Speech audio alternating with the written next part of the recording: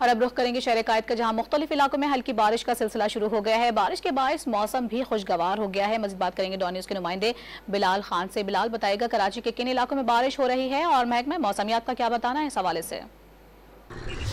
जी बिल्कुल, देखिए सिंध में दाखिल होने वाला मानसून का स्पेल कराची में असरअंदाज होना शुरू हो चुका है। मैं इस वक्त जो है वो जवाली पुल के मकाम पर मौजूद हूँ और यहाँ पर हल्की बारिश का सिलसिला शुरू हो गया है। मेरा कैमरामैन आपको दिखाएगा मेरे रकम में कि देख सकते हैं कि ये वो मेन जवाली पुल की सड़क है जहाँ पर जो है बारिश का सिलसिला शुरू हो गया है। हल्की बारिश है लेकिन महकमा मौसमियात की जानिब से ये पेशनगोई की गई थी कि आज शाम से मुख्तलिफ इलाकों में हल्की और तेज बारिश हो सकती है, लेकिन आज सुबह से ही मुख्तलिफ मकामात पर बूंदाबांदी का सिलसिला जारी था। लेकिन मेन सुपर हाईवे जवाली पुल के मकाम पर हल्की बारिश शुरू हो चुकी है, जिसकी वजह से मौसम इंतहाई खुशगवार हो चुका है। महकमा मौसमियात की जानिब से ये कहा गया है कि 2 दिन तक ये तमाम तर बारिश का सिलसिला जारी रहेगा और हो सकता है कि तेज बारिश कराची में हो।